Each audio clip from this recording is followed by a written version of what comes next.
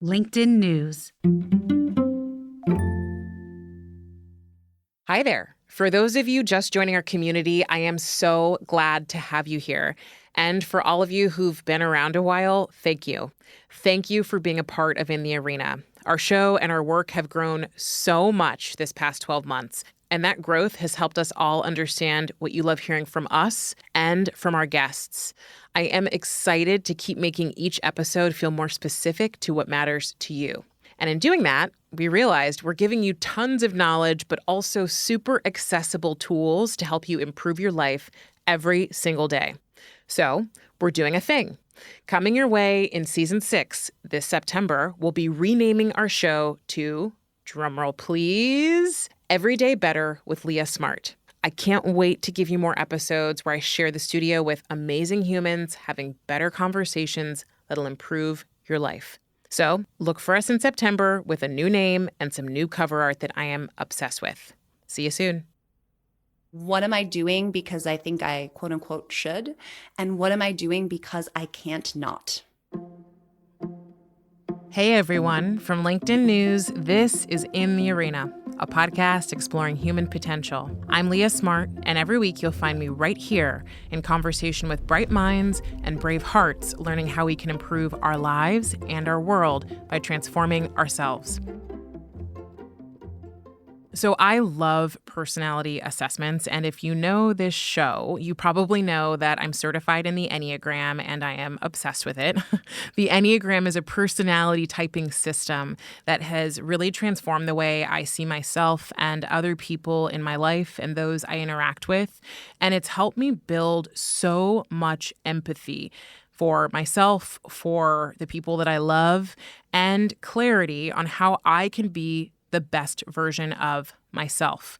So I like to share things like this with people to give them some form of insight into how to improve. And today, we're not talking about the Enneagram, we're actually talking about a system that I didn't know as well, but is a really powerful typing system called human design. And Alexandra Cole is our guest. She is a human design expert, the co-founder of Purpose Generation, and she's the author of a book called The Purpose Playbook. So she's going to tell us more about this system and how we can use it to our advantage. She calls human design like a mix of the Enneagram and birth charts or birth chart readings. So it's really about how you both understand, maintain, and restore your energy, as well as how to better understand your personality. I think some people will love it. Some will totally not love it. Others will end up somewhere in the middle. It doesn't really matter to me. I say take what you need and leave the rest. There's always something interesting and worth exploring. So today is all about giving you some insight to improve yourself and improve your relationships. And Alexandra walked us through an overview of the system using my chart as a way to explain how we can all kind of get it. And luckily, according to human design experts like her, my energy type represents about 70% of people, which means if you're listening, you are very likely to get something good out of this conversation. I found this one really interesting. It gave me some ahas about how to make sure I'm always full of energy, how I can be better about setting boundaries that honor what I need, and how to follow what lights me up in my work and everywhere else. All right, let's get into it.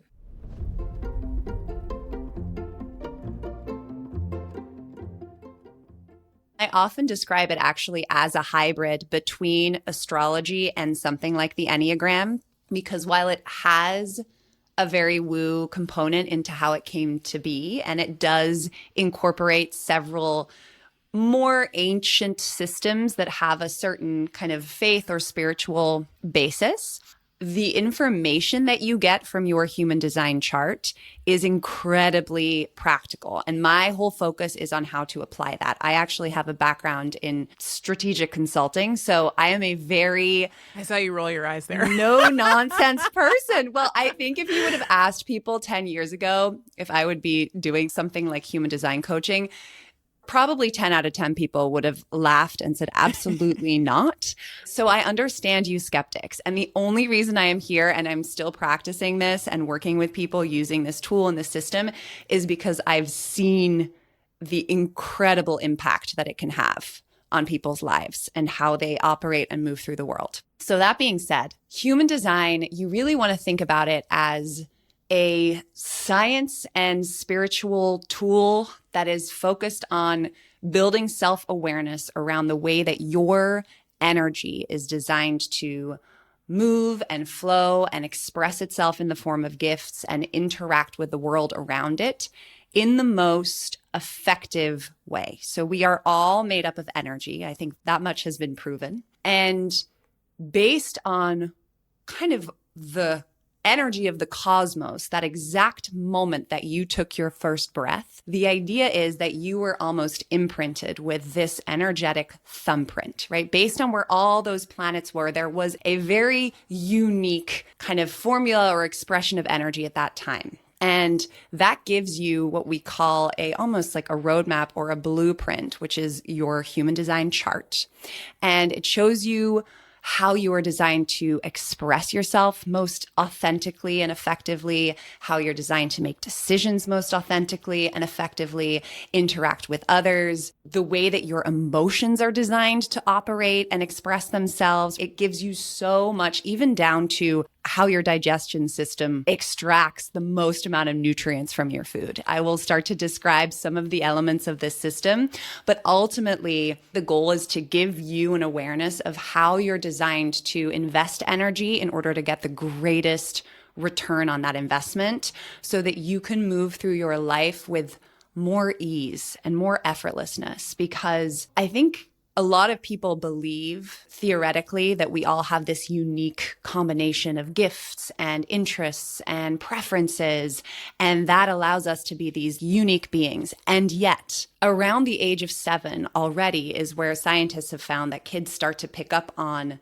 the enormous amount of pressure that there is to conform, to do things a certain way, to live up to certain expectations. And obviously this varies based on where you grow up, what culture you're in, what type of family you're in, but there is always this pressure to conform. And from that moment onwards, because humans are innately driven to want to be loved, that makes us want to fit in. And so we start to move away from our authentic original blueprint and take on other qualities or try and fit this mold that is laid out for us. And that is where we start to encounter resistance.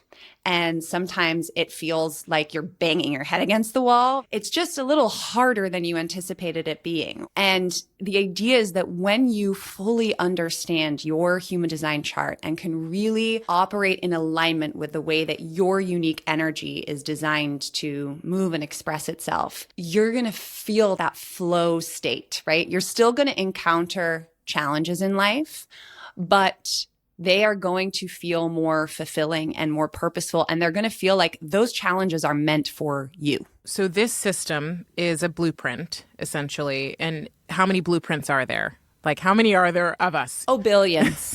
Billions of blueprints, because there are so many different layers to this chart. Okay, so yeah, when I looked at my chart, I was like, what am I looking at here? There's a million different numbers. There's all these different pieces that we're going to talk about.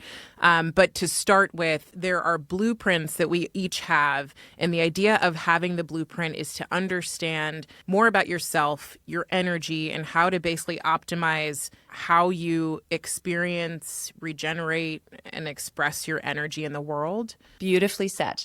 Okay. Yes. Okay, so I love your point about the flow state. This idea that there is a place we can get to where you just know you're like in alignment and things are going to happen or hit you from the outside world, but you have this almost fortification because you've been intentional about how to work with the energy you have based on your design chart. Yes, exactly. Okay.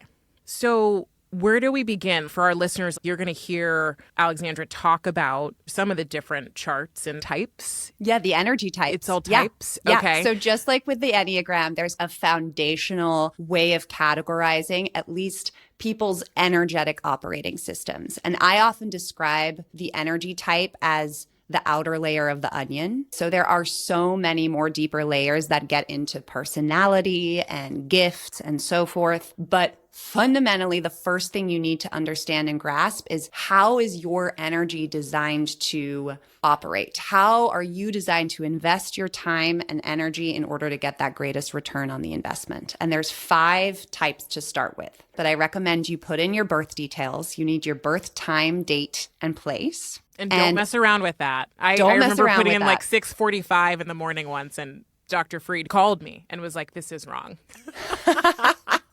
So don't mess around with that time. She knew. So it depends, because on certain days, certain planets move faster than others. And so in certain days, you can get away with maybe having a 2-hour difference and your chart is still somewhat similar. But on other days, 10 minutes is going to make a massive difference. So the more precise you can be with the time, the better. So you'll look up your chart, and then the first thing that you'll see at the top of this section that says chart properties. So you'll have this very complicated looking diagram, which you talked about. Don't worry about that for now. And then at the top of a section called chart properties, you'll see something that says energy type. And there are these 5 different potential energy types. And I'll very briefly describe them. There's a lot of information here, but I'll try and touch on them pretty succinctly. So let's start with generators, because you and I are both a generator. And generators make up about 30 to 35% of the global population. And that's one of the largest cohorts. And that's because generators are very much the motors of society. We have what we call a sacral motor. So our gut, also known as the sacral center, if you're familiar with the chakras, our gut is our kind of most important hub. It's our creative life force. And we have this consistent humming motor that lives in our gut that allows us to apply ourselves to things very consistently. We have this enormous sustainable well of energy, and that allows us to really become these executors, these doers. We're the ones who make things happen and move things forward in that very sustained way. Now, generators are blessed with this motor that almost self-charges overnight. So let's say we wake up, and we really wake up with this full tank of energy. We're energized, we're ready to take on the day. And then throughout the day, we expend that energy in typically a very moderate way. And then when it's all gone, we go to sleep, we wake up, and we feel energized again. Mm-hmm. We take that for granted, okay? So there are other types that I'll describe that might wake up and feel completely depleted, right? Their energy ebbs and flows a lot more than ours. However, the key is that for a generator to be able to get that battery to full charge and really reach that full potential of their creative life force and their ability to energize others and make things happen, they have to be investing that time and energy in things that light them up, that really spark joy and excitement in their gut. And in this ideal world, life is like a buffet for generators. Our only job is really to notice what our body, what that sacral center responds to with excitement. So imagine life is a buffet, and first, let's say a ham and cheese sandwich comes by and you're like,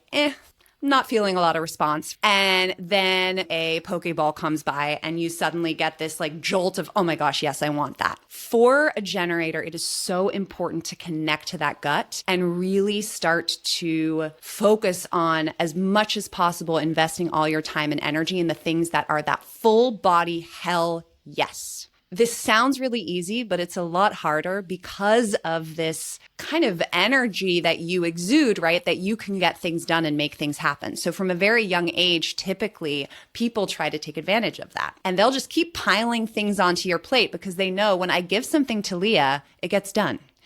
And she seems to have a lot of energy because she'll wake up and she'll still be able to keep pushing it forward. So they keep piling things onto your plate, and you start to almost associate your self-worth and your value in the world, especially how you're valued by other people, based on how much you are doing. So a good day becomes, a productive day. That's a good day. And so when you are faced with this opportunity to choose between the ham and cheese sandwich and the poke bowl, even though you want the poke bowl, you're like, yeah, but that other person who made the ham and cheese sandwich is going to be so happy if I eat that instead. So I'm just going to go for that. And you start to fill your proverbial plate with things that they're not super exciting to you. They're okay.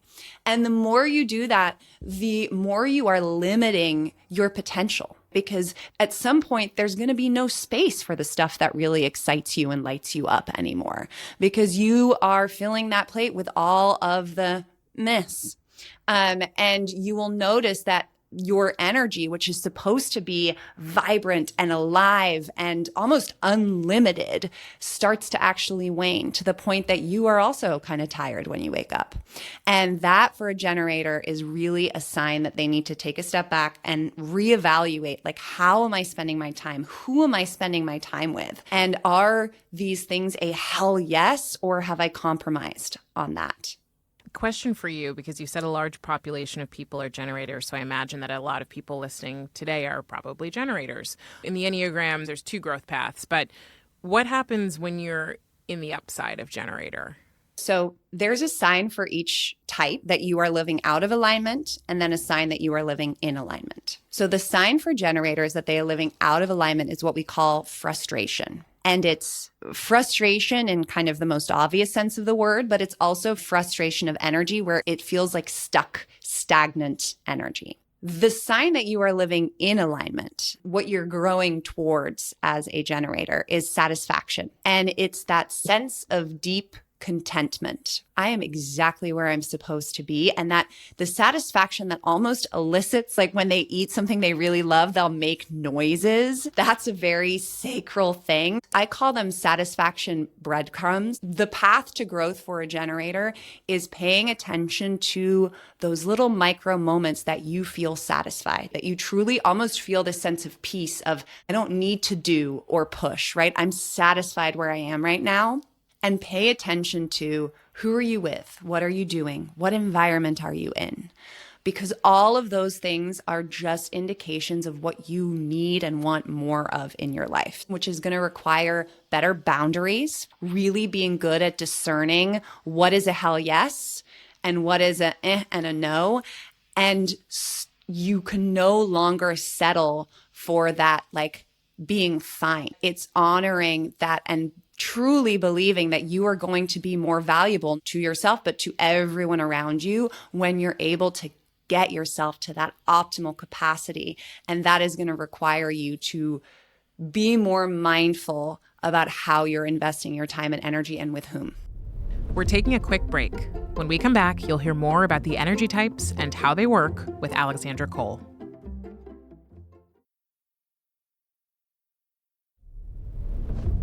And we're back with Alexandra Cole, COO of Purpose Generation and author of the Purpose Playbook.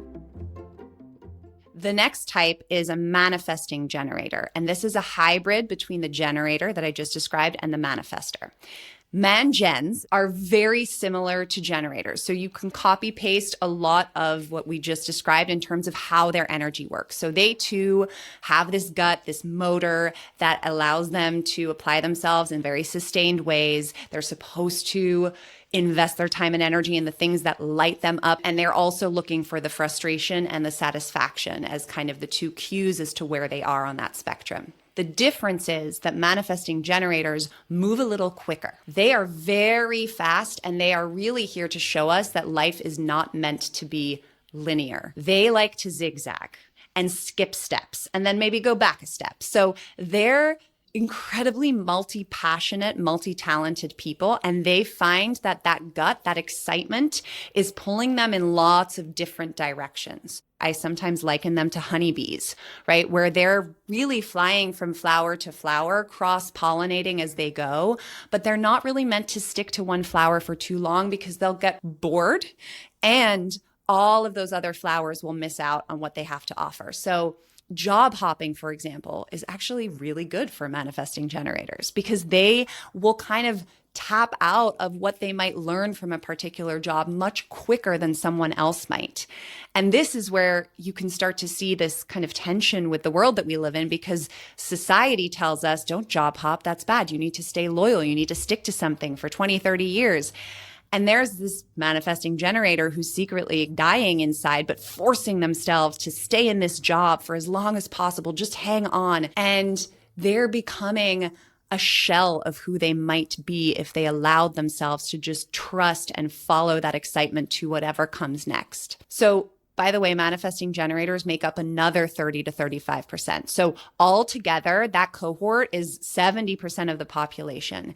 And so you can imagine how a lot of our world is built for that generator type of system. For example, in a professional setting, a 9 to 5 workday, that is a generator workday, right? Because we have the energy to sustain ourselves through 8 hours of work. A manifester or a projector, which are two of the other types, they're not meant to work 8-hour days. A projector can actually get a lot more done in 3 or 4 hours than they would in 8 hours if they're forced to sit there and slowly kind of suffocate. And a manifester, the way that manifestors' energy works is it has these big peaks and valleys. So manifestors are here to be the trailblazers. Manifestors are really here to initiate, to create movements, where the generators are kind of the people who execute and follow through. Manifestors are the big visionaries that kind of like set the tone. And because of that, they are really designed to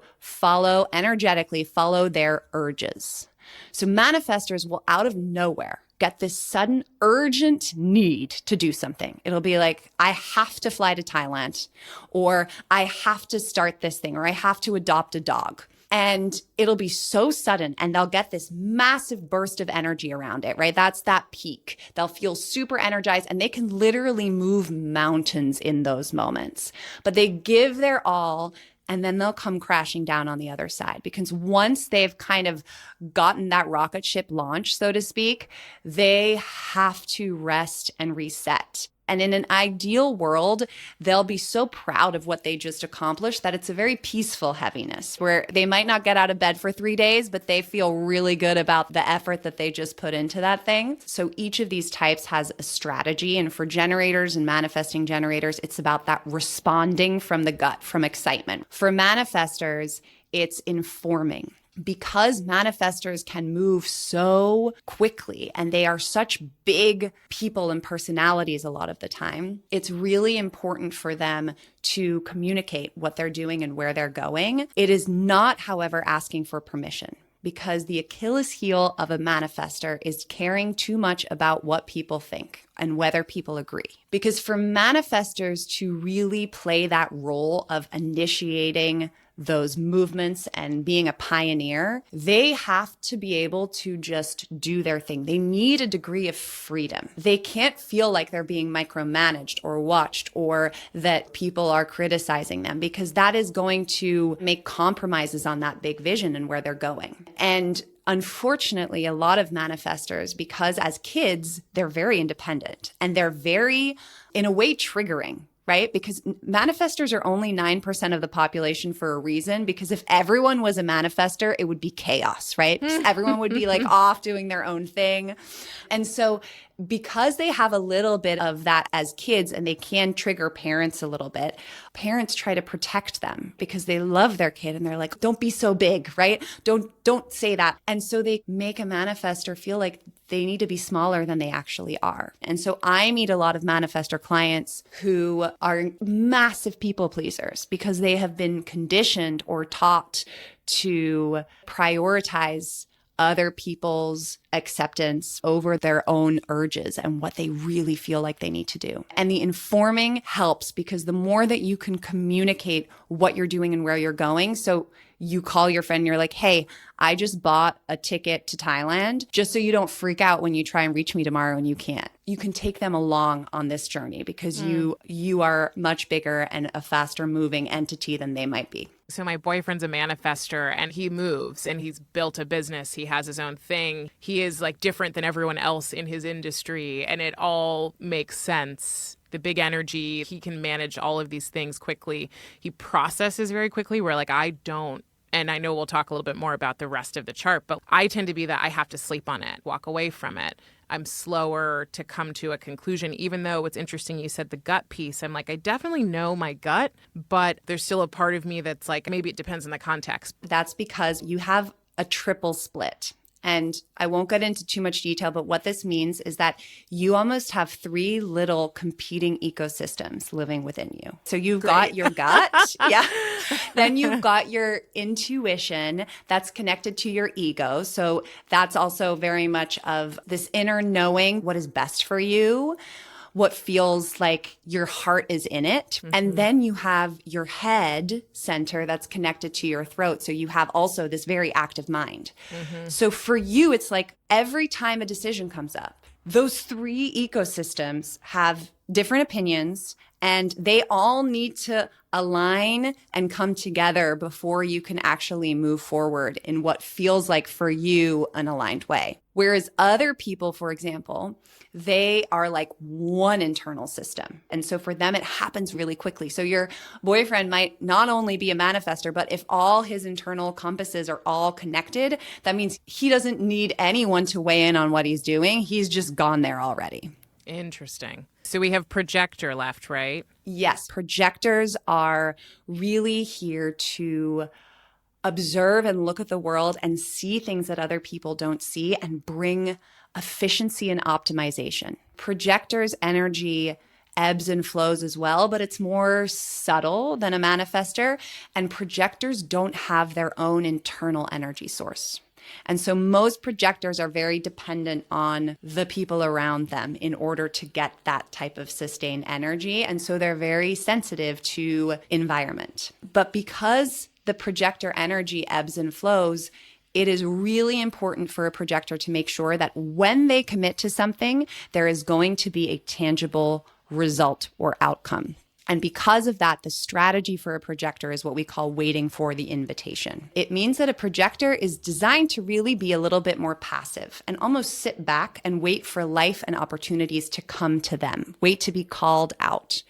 Because when they wait for the invitation, that guarantees that the person on the other end or the project is ready for their wisdom, is ready to actually do something with what they have to say, because there is nothing more frustrating for a projector than seeing exactly how a problem needs to be fixed, telling the person, and then it going right over their head, or the person's in denial and they're not ready to do anything with that.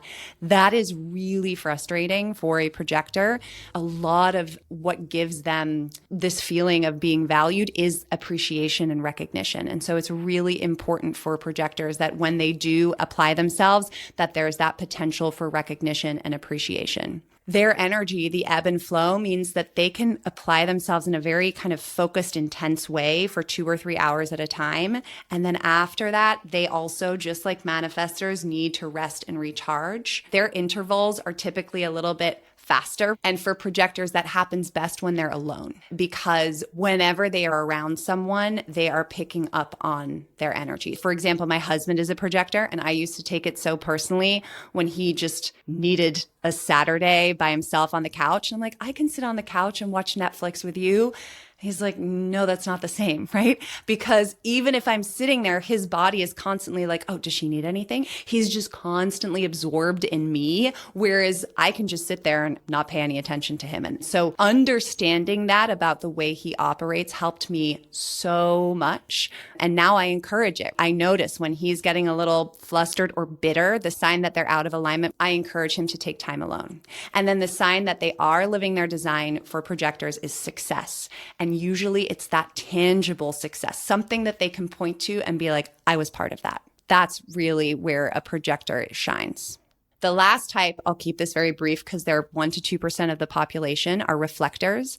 And reflectors, if projectors are sensitive to the environment, reflectors are their environment. They're mirrors of their environment, and they are constantly reflecting whatever energy is present in that moment in time. So when you're sitting down with a reflector, it's like they're reflecting yourself back to you. And when reflectors date people, they almost start dressing like that person. They start liking all the same things as that person because they are constantly evolving. It's really important for them to stay present, because as soon as they start to try and label themselves or compare themselves or project into the future of what might happen, they stop being able to be that perfect reflection and mirror for where they're at. And who they are is constantly changing based on who they're with, what type of setting they're in.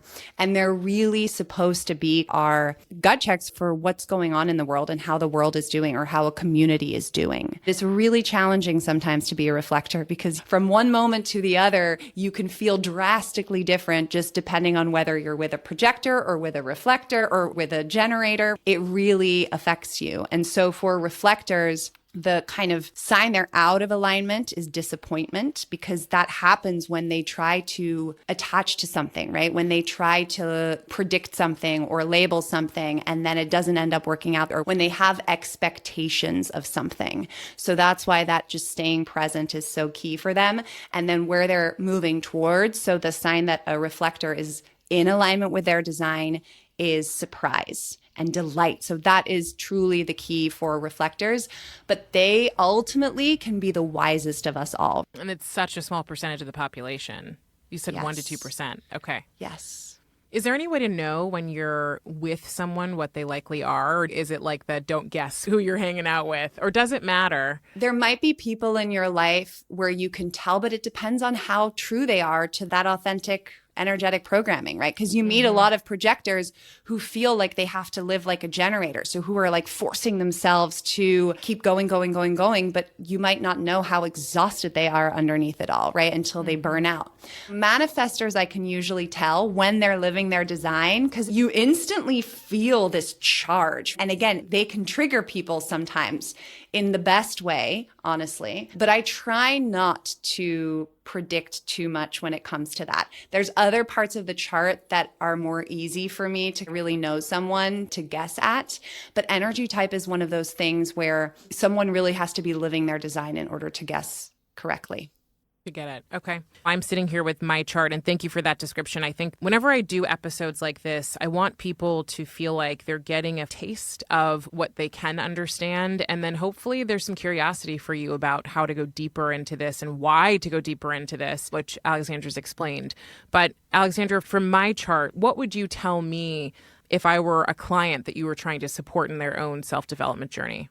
I would say, related to these energy types, first and foremost, really embrace your type and start to consider how you might be more intentional with how you're investing your time and energy, the type of rest that you might need. Because I think we all, whether we're aware of it or not, we do feel constant pressure to do things a certain way. And so we've been very conditioned from young ages based on who our parents were, right? If 70% of the world is a generator type, the chances that you have at least one or two of those in your family are pretty major.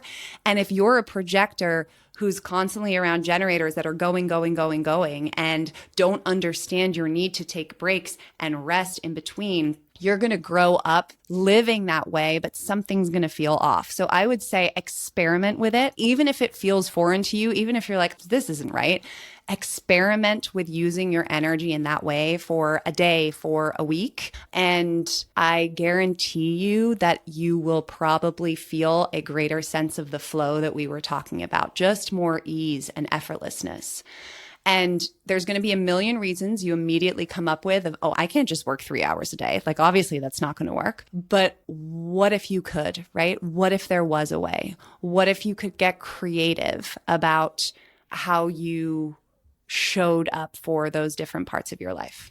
I love that. And then anything else, when I'm looking at my chart, there's so much in here. I imagine beginning as a generator, one of the things that I've noticed, and I don't know if this has to do with being a generator, but I am at my best when I'm waking up in the morning and I am immediately meditating or going for a run. And there's a very specific routine of things that happen, and it happens at the same time every morning. Now, some people could just say, well, yeah, everybody loves routines, but what you've just described tells me that they don't. And I know that from being with a manifestor, that's not the case. But alarm goes off, you pop out of bed, you get moving, get energy out, quiet, and then start the day. So that feels like a nugget of something that if someone were to walk away and they are a generator, that they could go, oh, got it. That's something I should be thinking about. Totally. And again, there's so many layers to this that there's going to be generators that they feel the energy, but they aren't as disciplined as you. So you are someone who, based on your chart, actually has a good degree of discipline. So you're able to get up and actually focus that energy on something. Whereas someone who doesn't have that discipline might feel that, but not really know what to do with it or not apply it in as consistent of a way as you are to the same thing, let's say. Another big part of the chart that I love to look at is people's profile. And so there's 12 different potential profiles, and this will be in that chart properties section. Each profile consists of 2 numbers, and each of the numbers represents an archetype. Okay, so yours is a 3-5.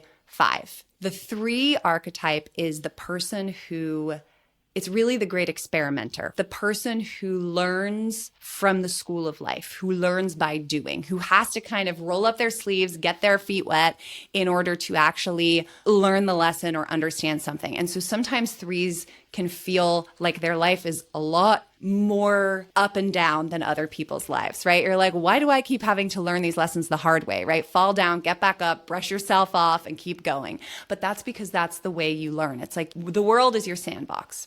The 5 archetype is the challenge solver, the savior. 5s are people who naturally just exude this energy of I can help you. And so people really gravitate towards 5s as this like savior figure. But 5s are people who feel others' expectations really keenly and they hate to disappoint others. So 5s also have the potential to be these like major martyrs. So when you combine those 2 numbers, you see that you're probably going to be someone who is always learning from this school of life and then trying to take those lessons and help others with the lessons that you learned. But what happens with a 3-5 is I use this analogy of being a duck a lot, where on the surface, what people see is you gliding along. Everything's working out for Leah.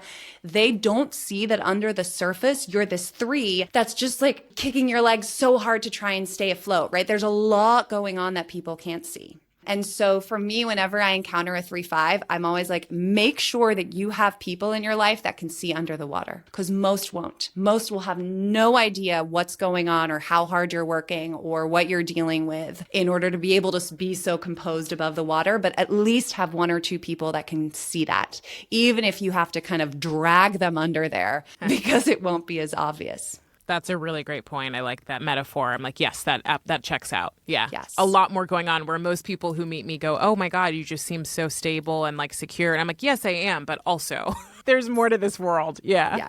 Yes, exactly.